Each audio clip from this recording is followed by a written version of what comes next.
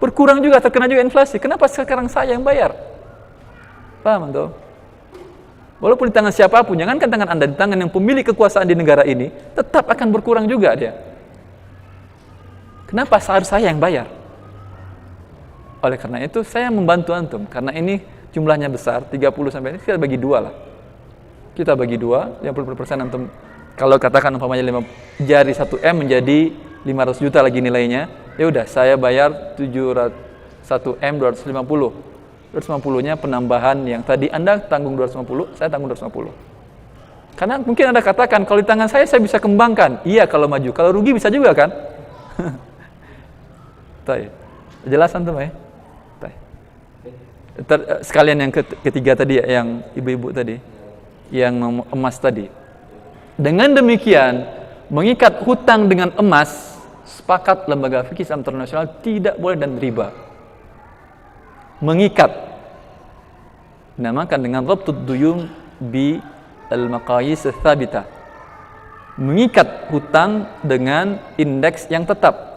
Logam mulia umpamanya, jenis barang ini, jenis barang itu. Ya. Kalau kita tidak ingin inflasi, ingin berikan pinjaman, kita ingin berbuat baik. Tapi kita juga tidak ingin rugi dalam dunia ini karena terkena inflasi tadi. Belikan emas, serahkan emas. Ini karena utang piutang, akhdhu syai'in wa raddu badalihi. Mengambil suatu barang, dikembalikan barang yang sama. Kalau emas yang Anda berikan 1 kilo, kembalikan emas 1 kilo. Rupiah yang Anda berikan, rupiah yang dikembalikan. Kalau ingin dikembalikan dengan emas pada saatnya, sekarang berikan rupiah. Pada saat ingin diberikan emas, tidak boleh diikat sekarang. Nanti dinilai dikonversikan dengan emas pada waktu itu. Maaf. Iya, dengan nilai emas pada waktu itu. Artinya dengan nilai uang pada waktu itu ya, karena Anda berikan uang kan. Anda berikan uang, umpamanya berikan uang 1 miliar. Saat ini bisa dapat 10 kilo umpamanya emas. Atau berapa kilo? 2 kilo lah ya, 10 kilo kebanyakan. 2 kilo emas, umpamanya 2 kilo emas. Ketika dibayar, diberikan uang rupiah. Ketika dibayar, ingin juga dibayar emas, boleh, tapi dengan nilai emas pada waktu itu. Naik emas menjadi umpamanya cuma dapat 1 kilo lagi 1 miliar. Berarti utang berapa? Berarti cuma dibayar 1 miliar atau 1 kilo. Walaupun ketika dipinjam 1 miliar itu sama dengan 2 kilo. Karena di waktu pembayaran terjadi tukar menukar uang dengan emas. Maka Rasulullah mengatakan kepada Ibnu Umar, la ba'sa idza kana bi si'ri yaumiha. Orang berhutang dalam bentuk dinar, dibayar dia dirham, perak. Orang berhutang dalam bentuk dirham, dibayar dia dinar. Kata Rasulullah, tidak mengapa, dengan syarat ayyakuna bi si'ri yaumiha, pada saat dibayar itu dikonversikan nilainya saat itu. Ya. Kalau Anda tidak ingin rugi, seperti saya katakan tadi, beli emas dan serahkan emas. Kalau Anda tidak ingin repot, umpamanya wakilkan ke dia beli emas, tetapi betul akad wakalah. Jangan serahkan. Bagaimana, boleh apa tidak saya serahkan uang kepada dia, nanti udah dianggap emas, kamu beli emas sendirilah gitu. Boleh atau tidak? Tidak. Kalau ingin emas juga, Anda nggak mau repot juga, bikin 2 akad. Pertama, ini akad saya minta tolong kepada Anda, mewakilkan kepada Anda belikan emas. Jelas? Bawa emas itu kepada saya terimakan dulu, jelas ini. Dalam saat akad wakalah ini dia tidak ada resiko. Tidak ada resiko. Kalau umpamanya baru keluar dari rumah dia dirampok, hilang uang saya. Karena ini akadnya bukan akad wakalah, bukan pinjam minjam.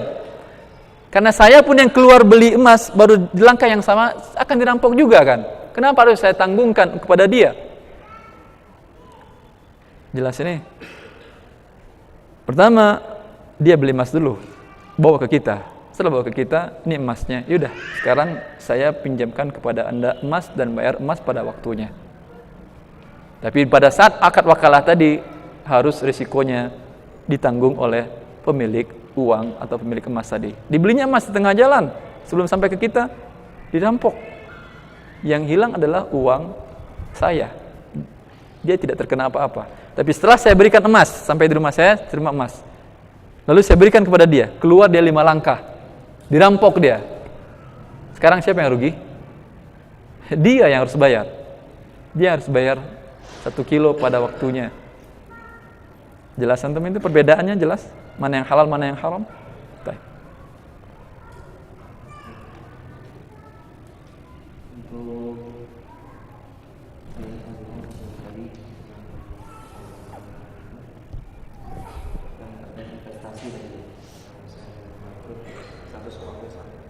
Oh iya, yang pertanyaan yang panjang tadi itu ya. Baik.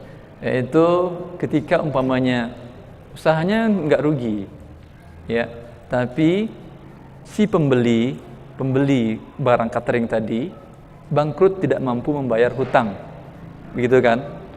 Sehingga si pengelola ini tidak mendapatkan uang. Dengan demikian dia tidak bisa mutar modal lagi kan? Rugi atau tidak namanya ini? Rugi sebanyak itu. Maka Anda mintalah uang Anda sebanyak itu saja. Tidak ada kewajiban dia untuk membayar lebih. Kecuali Anda persyaratkan. Karena dalam akad mudharabah, syarat pengelola bisa menjual dengan cara, berarti dia jual dengan cara hutang berarti kan? Iya kan? Dia menjual kepada catering tadi dengan cara hutang kan?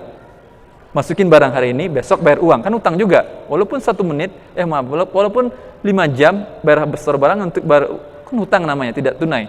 Yang tunai itu 1 majelis serah terima uang dan barang, itu tunai namanya. Tapi kalau dibayarnya besok, nanti dibayarnya hutang namanya. Kalau umpamanya Anda sebagai pemilik barang mengatakan, pemilik uang mengatakan, saya syaratkan Anda dalam akad jual beli haruslah tunai. Saya tidak mau resiko. Lalu ternyata dijual dia dengan cara tadi, tidak tunai. Ini dia menanggung resiko kerugian. Tapi kalau dari awal Anda sudah tahu dia biasa jual dengan cara tidak tunai, lalu Anda tidak syaratkan, berarti kerugian ditanggung oleh pemilik modal. Jelas ini? Jelas ini Ibu? Kerugian ditanggung oleh pemilik modal bila dia tidak mensyaratkan kepada pengelola harus dijual dengan cara yang tunai. Kemudian pertanyaan dia yang kedua, yang ketiga, yang persentase dari keuntungan modal itu berapa? Ya. Berapa persen seorang boleh mendapatkan persentase dari barang yang dibeli dia? Syariat tidak menentukan, ya, berapa persen pun. Syariat ini adalah syariat dari Allah Subhanahu Wa Taala, maha sempurna. Tidak semuanya ditutup, tidak semuanya dibuka. Ada yang ditutup tujuannya untuk memberi manfaat kepada manusia, ada yang dibuka untuk manfaat kepada manusia. Anda mendapatkan keuntungan 100% pun dari modal yang barang yang Anda beli, boleh. Dengan syarat bahwa harga yang Anda jual ini masih dalam harga pasar. Pembeli mendapatkan barang, penjual mendapatkan barang, ketika membeli barang tentu biasanya lebih murah kan? Kalau Anda beli barangnya di sini, ya, semen, berapa satu sak? Enggak ada satu sak, enggak ada ya? Hah? 63. Baik. Antum bawa ke Jayapura, di sana berapa satu sak? Hah? 200-400 ribu? 400 ribu. Baik. Berapa persen untuk keuntungan Anda? Boleh dalam syariat. Di sana harga pasar emang segitu kan? Di sana harga pasar sebaliknya. Di hutan Irian Jaya itu ada benda yang paling mahal. Kayu gaharu. Di hutan sana, walau ta'ala masalah gratisnya mungkin hubungan pemerintah perhutani lah Anda ya. Jelas kalau Anda dapatkan sekilo masih di tanah Anda umpamanya, bukan tanah negara ya. Gratis kan? Dia tumbuh sendiri. Anda bawa saja ke Jakarta sudah bisa harganya mungkin 10 juta per kilo. Anda bawa ke negara orang, ke Timur Tengah, bisa untuk kualitas pertamanya itu bisa harganya sekitar 20.000 US. Maaf, 25.000 dolar, 25.000 real, sekitar 50 juta. Berapa persen keuntungan Anda? 50 juta persen kan? Di mana kan gratis? Karena emang di sana harganya segitu. Permintaan banyak. Permintaan untuk itu banyak dan barang jarang. Ya. Tidak ada persyaratan selagi masih harga pasar. Tapi Anda mahalkan dari harga pasar, lebih, ini ada ketentuannya. Ya, ini harga pasarnya di mana-mana, umpamanya di sekitar sini, ya, air ini umpamanya sekitar 1.500. Baik. Karena di sekitar masjid ini tidak ada orang jualan dan Anda butuh air kehausan sekarang, saya jual kepada Anda dengan di dalam masjid, dalam masjid tentunya 3.000. Karena Anda butuh, Anda mau. Padahal dia jalan sedikit saja ke depan, karena Anda butuh sekarang haus kan, daripada saya sana pingsan jalan nanti, mending saya beli sekarang. Saya jual 3.000. Berapa yang saya untungnya ini? 100% kasih 2.500 tadi. Enggak lah, 2.000. Berarti untungnya berapa tadi? Lebih 30% kan? Lebih 30%. Tidak boleh. Tidak boleh. Karena harga pasar. Ya, karena harga pasar, walaupun kan dia sekarang lagi butuh ini, makanya tidak dibolehkan. Tidak dibolehkan karena ini akan menyebabkan kemudaratan kepada orang banyak. Di atas harga pasar tidak boleh lebih dari 30%. Modal Anda tadi mungkin adalah 1.300 atau 1.400. Tapi kalau Anda modal bawa sendiri dari rumah, airnya mungkin bisa gratis. Itu boleh. Yang tidak boleh dari harga pasar ya. Paham antum itu? Tidak boleh lebih 30% dari harga pasar. Kalau bukan dari harga pasar, boleh seperti yang contoh yang sebelumnya. Saya kira tinggal 7 menit lah.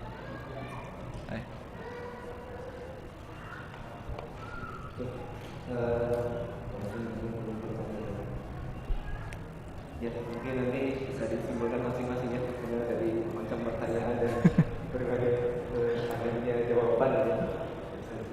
Mungkin ini saya tugas sesi 2 atau 5 dulu ya, karena tidak waktunya sudah setengah jam sekitar 1 bulan libur. Ini ada beberapa pertanyaan saja yang ditulis.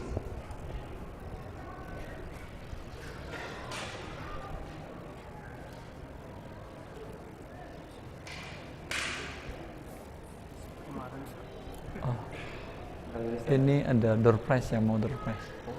Nah, kalau ada ya, ini ada apa hukum beasiswa dari bank konvensional. Terus itu bagaimana jika saat meminta beasiswa kita dalam keadaan butuh, tetapi setelah uang beasiswa turun kita sudah dalam keadaan yang mampu. Iya. Beasiswa dari bank konvensional. Dia belajar apa ini? Belajar beasiswa untuk belajar kan? Iya. Ilmu apa yang dipelajari dia? Ada keterangan. Beasiswa dari lembaga konvensional. Lembaga konvensional adalah lembaga riba. Usahanya adalah usaha dengan cara riba. Maka yang diberikan kepada Anda adalah riba. Harta haram diberikan kepada Anda adalah riba dan tidak mungkin diberikan kepada dia modal kan. Yang diberikan kepada Anda adalah yang ribanya tentunya, yang keuntungan labanya dia, dan dalam bentuk riba itu yang diberikan oleh dia. Ya. Maka dengan demikian harta haram itu tersebut bila dihibahkan kepada seseorang tidak halal di tangannya dia, atau dengan cara jual beli juga tidak halal di tangan dia. Ya. Kecuali tempatnya adalah diberikan kepada fakir miskin dan kemaslahatan umum. Kalau Anda umpamanya fakir miskin memang tidak mampu, tapi menurut Anda belajar di bidang yang dengan ini Anda bisa memberikan manfaat kepada umat, ya, memajukan kaum muslimin, umpamanya dalam bidang Anda ini, walaupun bidang dunia, ada niat seperti ini dan Anda tidak mampu, tapi ada beasiswa seperti ini, status Anda miskin, boleh Anda gunakan ini. InsyaAllah, ketika Anda kaya, sudah mampu, hentikan beasiswa tersebut. Berarti sudah hilang daruratnya. Baik.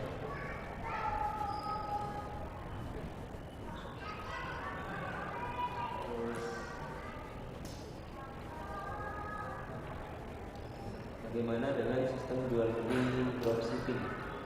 Barang ada di supplier, kita hanya menawarkan kepada pembeli. Sudah kan tadi?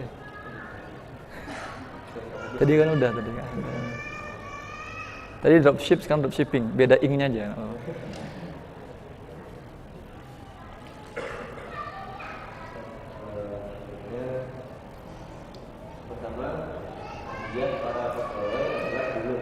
Iya. Lalu bagaimana dengan guru ngaji yang tidak diberi oleh siapapun, guru dosa juga diberi dia oleh muridnya. Baik. Yang kedua, ada yang bilang bahwa antara pegawai pemerintah dan pemerintah itu berbeda hukumnya. Antara Pegawai pemerintah dengan non pemerintah berbeda hukumnya. ya, itu apa dalilnya? Oh, perbedaannya apa? Satu pemerintah, satu non pemerintah. Atau apa perbedaannya? Berbeda hukumnya atau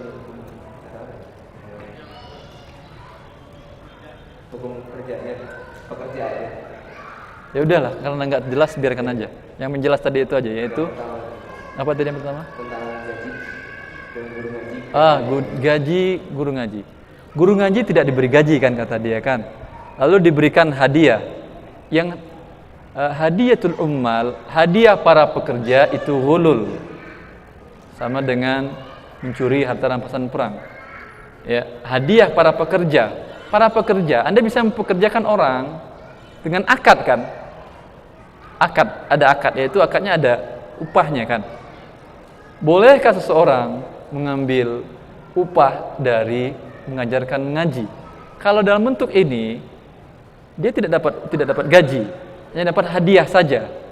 Hadiah itu bisa besar, bisa kecil, bisa juga tidak ada hadiah kan? Ya. Kalau dalam bentuknya seperti itu, sepakat para ulama boleh. Karena dia bukan pekerja statusnya, dia memberikan jasanya dia dan tidak ada kesepakatan dia harus bekerja sekian jam, dia ngaji silakan ada datang nggak masalah, nggak ada ngaji. Kalau saya ada sibuk nggak jadi ngaji nggak masalah. Ya. Bila diberikan hadiah, insya Allah tidak masalah. Para ulama sepakat mengatakan ini boleh. Begitu juga gaji yang diberikan untuk guru ngaji dan mengajar ilmu keislaman dari pihak pemerintah atau pihak ketiga, sepakat dikatakan boleh.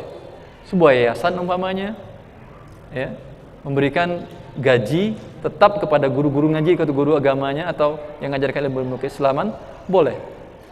Disamakan ini dengan pemerintah.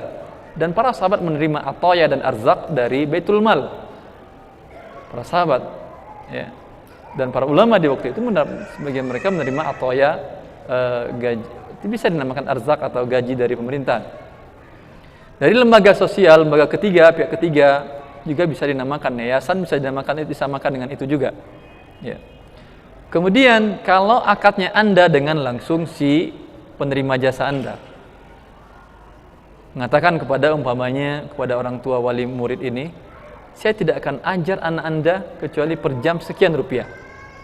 Atau saya tidak akan menyampaikan tausiah keislaman di masjid fulan itu kecuali sekian rupiah.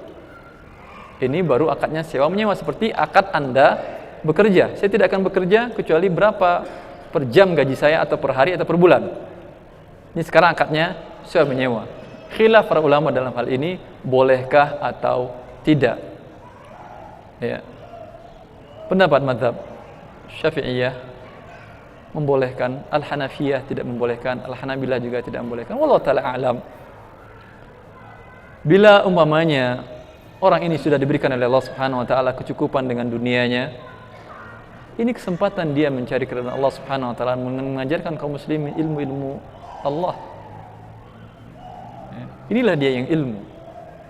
Tapi bila umpamanya kalau dia menghabiskan waktunya, dia tidak memiliki apa-apa, tidak ada pemasukan dari lain, juga tidak mempunyai harta dan tidak ada, menyebabkan dia terlantar. Dan bila dia terlantar, otomatis dia tidak bisa mengajar dengan konsentrasi penuh. Dengan demikian akan terlantar kaum muslimin, tidak mendapatkan ilmu. Pada saat ini bisa dikatakan boleh. Ya, wallahu ta'ala alam. Dalam kasus tadi tidak dianggap itu sebagai ghulul, kecuali guru ngaji ini digaji tetap oleh sebuah yayasan, lembaga, baru tidak boleh dia menerima upah dari wali murid tersebut atau menerima hadiah dari wali murid tersebut. Ya, tapi kalau dia dengan orang tua murid seperti tadi, kalau diberikan hadiah nggak masalah. Sama juga Anda bekerja di sebuah perusahaan sebagai pekerja kan, diberikan hadiah oleh perusahaan Anda yang tempat bekerja, boleh atau tidak? Diberikan mobil setiap karyawan, boleh atau tidak? Tidak boleh juga? Boleh ya. Karena yang memberi ini adalah yang mempekerjakan Anda. Kalau yang tidak boleh, pihak ketiga yang menggunakan jasa Anda, yang untuk jasa itu Anda telah mendapat gaji. Ada pihak ketiga yang masuk barang melalui Anda ke perusahaan tersebut, lalu diberikan hadiah kepada Anda. Ya. Itu baru tidak boleh, itu yang ghulul.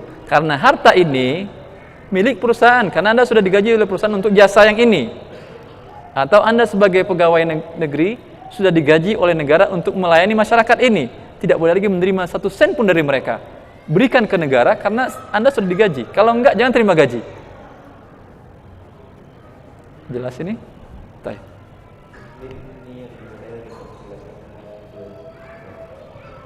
Kalau misalnya Pak ada akad dia dikerjakan di perusahaan kita ya, cuman nggak ada kejelasan gajinya gitu, jadi nggak ditetapkan gajinya, jadi kayak ada akad ijaroh tapi nggak pakai gaji, kasih tahu gajinya berapa gitu. Iya. Maaf sebentar. Ada mic, tolong jelas.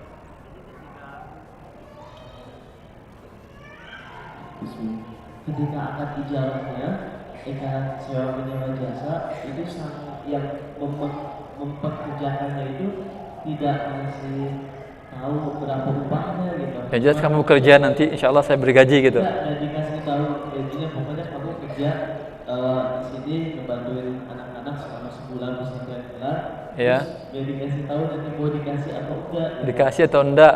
Iya. Enggak dikasih tahu. Dia dikasih tahu apa-apa, tapi biasanya emang dikasih, cuma nggak tentu gitu. Tapi Kalau ada dikasih, kalau enggak gitu. gimana? Kalau pas lagi ada dikasih. Kalau lagi enggak ada masukan, omong enggak dikasih gitu. Iya, kayak gitu. Jadi, Iya. jadi akadnya itu bukan akad ijarah, tapi akadnya nyuruh. Di sini tolong bantuin kami 1 bulan. Iya. Dan dia mau. Dianya mau. Alhamdulillah kalau dia Dianya mau. terus ya dikasih tahu nanti mau dikasih gaji atau enggak. Tapi biasanya di ujung pesantren kilatnya, sang anak-anak murid-murid itu biasanya ngasih hadiah ke yang tadi kerja tanpa dikasih tahu gajinya itu. Oh. Nah dia halal Iya, iya, iya. bagi sang yang kerja tanpa dikasih tahu gajinya itu. Oh, hadiahnya yang ditanyakan gitu ya. Hadiah dari si muridnya gitu. Ya, baik. Kalau akadnya tidak jelas, ya, tidak ada, mungkin pernah nggak ada yang nggak dikasih gaji? Si gaji sih pernah. Pernah nggak ada dikasih gaji untuk Nggak pernah nggak dikasih gaji. tetap ada, cuman jumlahnya berbeda-beda. Iya, jumlahnya berbeda-beda. Tapi pas akadnya emang nggak dikasih tahu sama sekali. Iya, iya, Dikasih baik. gaji atau enggak. Baik. Ujungnya dikasih. Oh iya. Akad seperti ini adalah akad yang mengandung unsur gharar. Nahan Nabi sallallahu alaihi wasallam an bai'il gharar. Nabi melarang akad jual beli sewa menyewa yang mengandung unsur gharar. Dan para ulama menjelaskan bahwa persyaratan dalam akad sewa menyewa an takunal ujratu ma'lumah. Upah harus jelas. Atau katakan dari awal, Anda bekerja tidak ada upah. Bekerja dengan rajin. Hadiah mungkin ada, tapi upah tidak ada. Saya siap. Karena ini pesantren kilat, saya bantu kaum muslimin, anak-anak kaum muslimin untuk mendidik mereka. Jelas dari awal.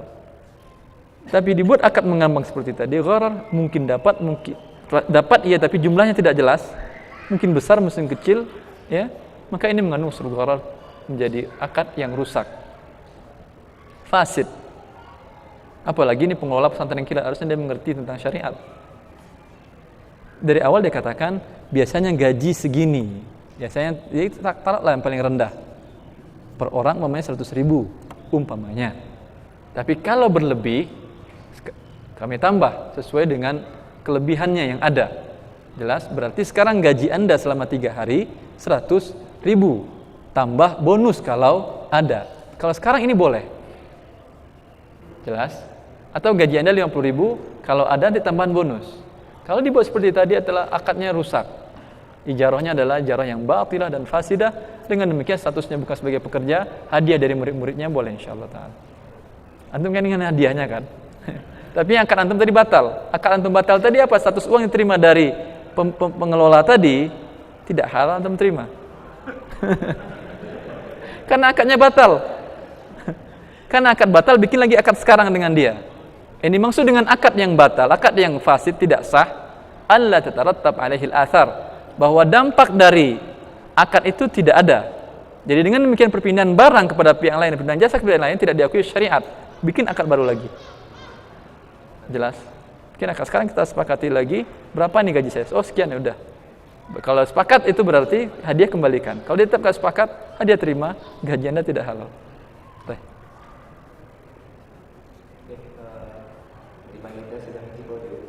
Jadi mohon maaf untuk kertas yang sudah di depan yang berkaitan dengan agak lebih teknis. Nanti silahkan ditanyakan ke Ustadz ya. Ini satu pertanyaan terakhir ini. Ini bagaimana sikap kita Ustadz kalau misalkan ada orang yang kebang? Terlanjur minjam ke bank. Ya. Misalkan ya sebelumnya belum tahu kenal. Iya. Kemudian sekarang bisa bayar atau tidak? Mungkin bisa, mungkin tidak ya. Bila terlanjur berbuat dosa ini, meminjam ke bank, berarti kita yang melakukan akad riba dan kita memberi makan riba kepada lembaga ini. Dilaknat oleh Rasulullah SAW. Rasulullah melaknat akil riba, yang makan lembaga tadi, kemudian kita yang berikan makan juga dilaknat. Berhentilah melakukan riba secepatnya. Apa maksud berhenti? Tentu dibayari uang orang. Jangan berhenti Anda lari. Yang uang pokok hutang dibayari. Adapun pertambahan dendanya tidak boleh Anda bayari kecuali akan membahayakan kepada diri dan keluarga Anda darurat. Kalau tidak bayar membahayakan, ya darurat. Mau apa lagi? Bayar. Dia yang berdosa, Anda tidak berdosa insyaallah ta'ala, karena darurat. Bila aman, yang pokok hutang wajib Anda bayar, tetapi yang pertambahan bunganya dan dendanya tidak halal untuk Anda bayar. Kalau aman. Mungkin segitu aja untuk sesi tanya jawab. Jadi lagi mohon maaf sekali lagi untuk yang tadi bertanya terjawab. Terima kasih yang sudah menyampaikan serta jawaban yang saya sampaikan. Mungkin dari Ustaz ada statement pernyataan. Itu enggak diberiin door prize atau nanti sesinya lagi ada setelah zuhur atau gimana? Kayaknya nanti paling akan. Oh, jazakallah khair. Tapi maaf ya.